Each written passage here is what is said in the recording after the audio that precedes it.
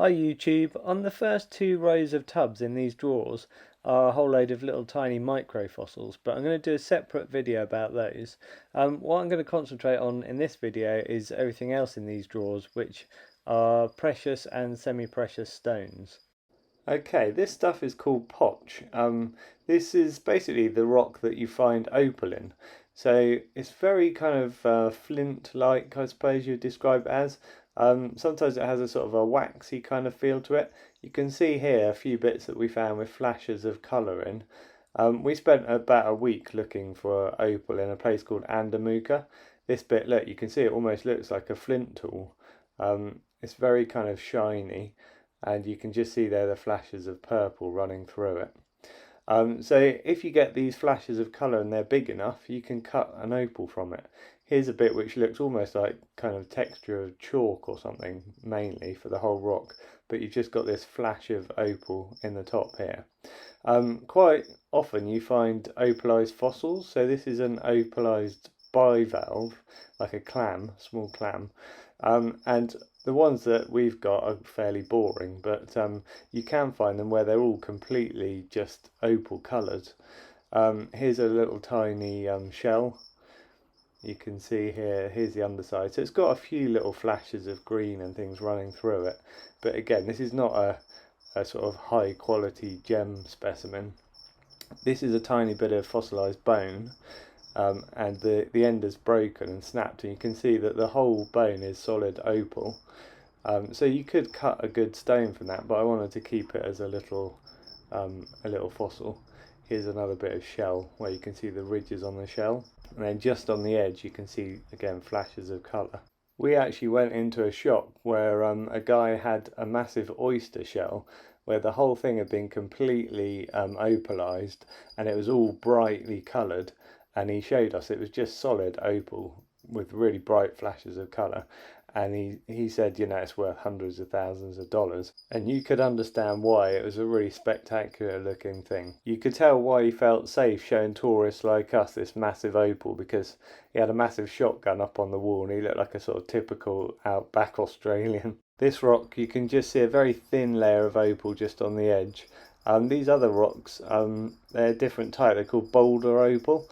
And you just get flashes of colour in sort of veins running through it. It can look quite spectacular because it has quite a dark background colour.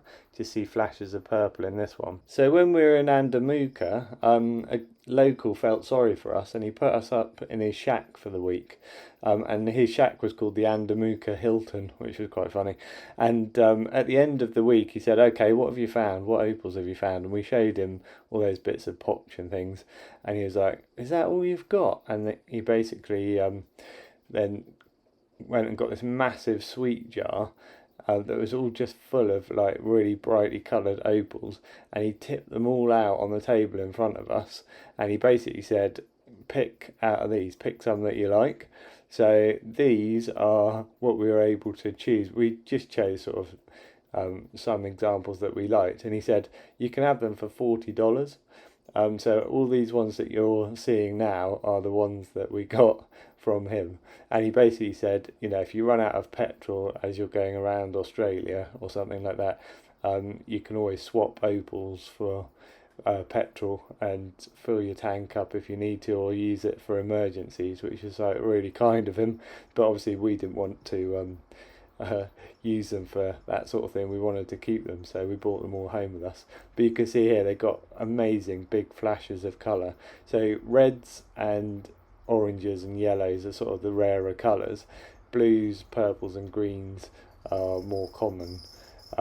So I've got some really nice examples here. Some of them have got, you know, small flashes of colour like this that you would describe as more sort of glittery kind of effect. Some of them have got bigger flashes like this one. And these are the more kind of sought after ones, the ones with really big flashes of colour. These are just really nice examples to have in my collection that I wouldn't have had otherwise. Okay, this thing's just called an opal doublet, and what this is a very thin layer of blue opal in this instance, and it's just got a cabochon over the top of it, which is just rock quartz. So just very clear dome over the top, and that obviously brings out the colour. But this kind of opal's not worth very much because it is such a thin layer of opal. We've got the same thing happening here with what's called an opal triplet. In this case, what you have is a thin layer of the colourful opal again, with the same sort of cabochon over the top of clear quartz, but on the base you can see there it's just got a layer of black.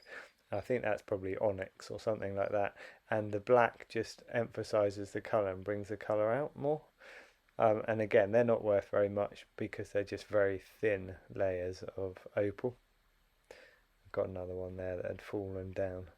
Okay, this might be my favourite mineral specimen that I own out of anything. It's a little malachite hopper crystal. So a hopper crystal kind of describes, this is an octahedron. It kind of describes the fact that if you look at this, you can see ridges. So the triangle shapes on each section kind of hop downwards and go into the crystal. And you get this a lot with diamonds as well. I'll show you some of those in a minute. But this is from a place called Chessy in France, and it's quite a rare specimen to get. So this one, I think I paid about £20 for it. I've seen them go on eBay for like anything up to a couple of hundred, I think. So I was really chuffed to get this one.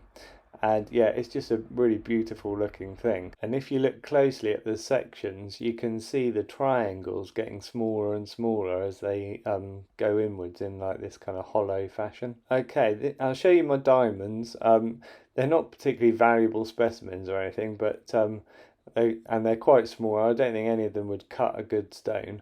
So we've got these three, the darker ones that you're seeing are the actual diamonds. The clearer ones are called Herkimer diamonds, and they're more like a type of quartz.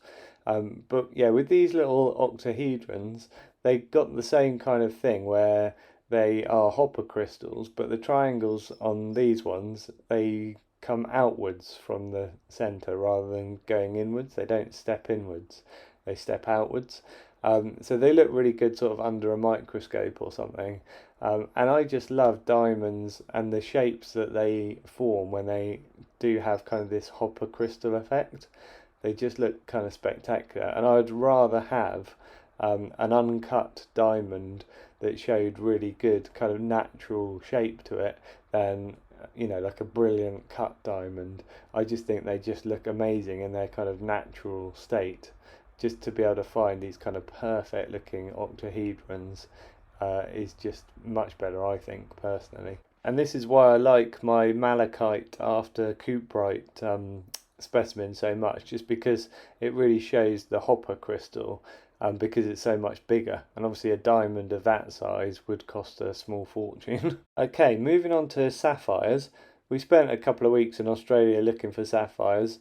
So these ones here, more sort of blue colour. And then we've got a sort of bluish green one, and another blue one, and a yellow one, which is a sort of rarer colour. We only managed to find a small one of those.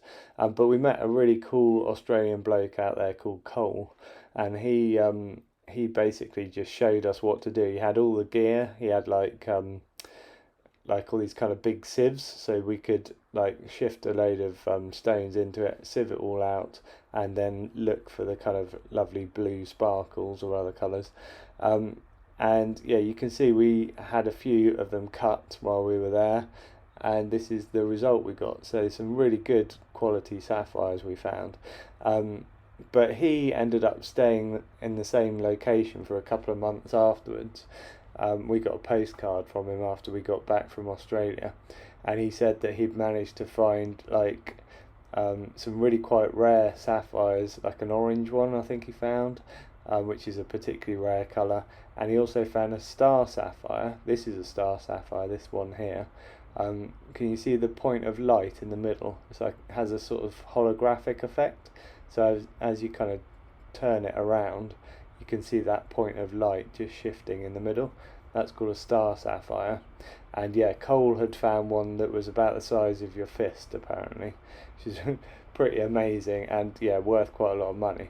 I think he basically goes around looking for minerals wherever he goes, and he said like his mineral collection was worth about $500,000 or something.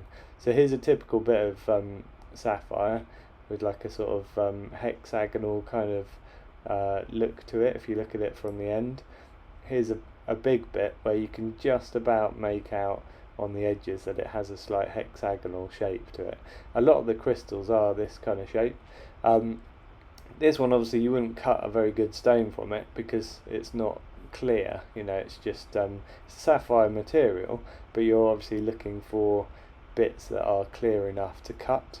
Okay, so these kind of few trays here that you're seeing, they are the kind of typical specimens that we found. So they mainly look like just little bits of glass, really.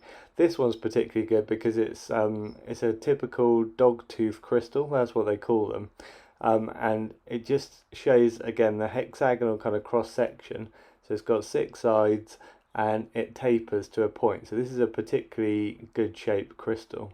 And if they're clear enough, you can have them cut into a stone. But actually, with the really kind of perfect looking crystals, I wanted to keep them as a crystal.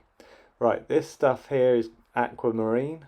Again, this is a crystal, and if you look at it from the end, you can see the hexagonal shape to it. And if this was, you know, clear all the way through, you could cut a good stone from it.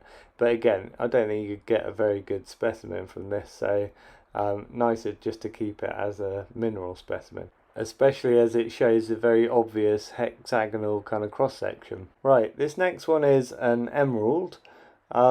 Again, I haven't got a really expensive emerald in my collection because, you know, I can't afford it. But this is just a little example where, you know, it's green. You can see again the hexagonal kind of crystal shape, but it's not clear, so you couldn't cut a good stone from it. It's just a nice little cheap example to have in my collection. This is a peridot crystal. It's quite clear inside this one, so you probably could cut a good stone or two from this. But it's a really nice, unusual shaped crystal, this one. Lots of kind of natural facets to it. So I really like this, just as a specimen in my collection. Right, I'll put this one back and moving on to rubies. So, you know, spot the similarities here. Ruby is corundum again, so same as like the sapphire. And you can see the hexagonal shape cross section again. So, you know, a lot of corundum crystals, when you look at them, they look exactly the same, but obviously rubies tend to be, you know, more of this reddish colour. Sapphires tend to be more of the bluish colours. But like I say, with the sapphires you can get orange ones and green ones and yellow ones and all sorts. So it just depends really what you find at the time. Another mineral we found in Australia is called a zircon. So you've probably heard of, you know, cubic zirconia, which are made in labs. Zircon is the kind of natural form of it. So these are examples that we, you know, found rough specimens and then had these cut. So you saw the square cut ones. This one's a brilliant cut one. This one's a couple of carats.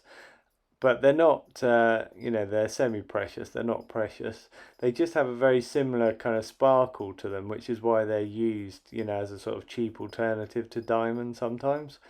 And yeah, we were really lucky. We found lots of rough in the place we were looking. Okay, so this is what the natural crystal of a zircon looks like. It's kind of like a cube with a pointed top to it. So it looks a little bit like a little house or something. If you're lucky, you can get like a double terminated version where you get a point on the top and a point on the bottom. So I was mainly trying to find a perfect kind of crystal shape, and I found a few pretty good ones. But the best things to find are ones that are obviously clear inside, and most of the ones that we were finding were like this, where they're all kind of broken up inside, and they wouldn't cut a good stone at all. So often if you just find bits that actually look just like a bit of glass, it doesn't matter, as long as it's clear inside you can cut a really good stone from it. So these are all zircon crystal shapes that I found. I actually found like probably a couple of kilograms worth of rough zircon, but most of them weren't crystal shapes, they were just bits that looked like glass. These were the only ones that were actual crystals. Okay, next we found topaz. This first example I'm going to show you is a water-worn one. So quite often you find them, they've been in like a riverbed and they've been rolled. This one though is completely clear inside, and this would cut an absolutely massive topaz stone.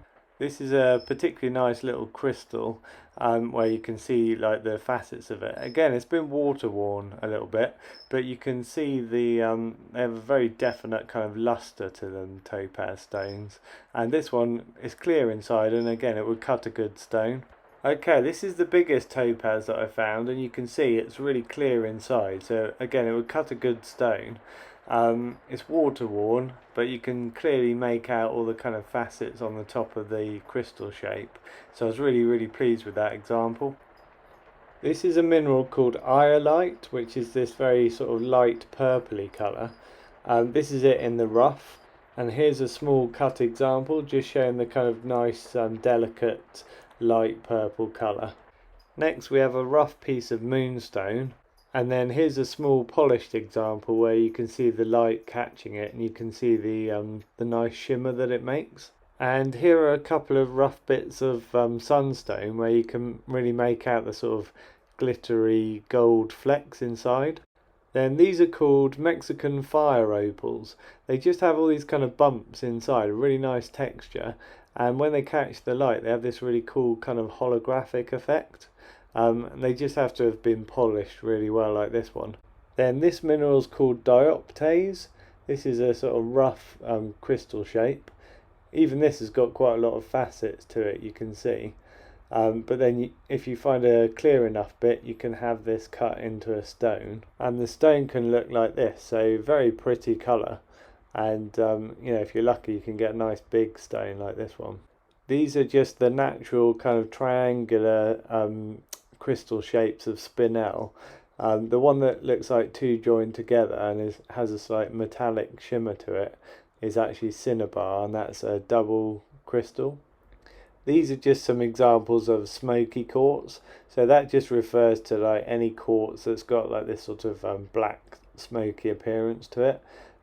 Quartz is like the most common mineral on the planet, so none of these are rare at all.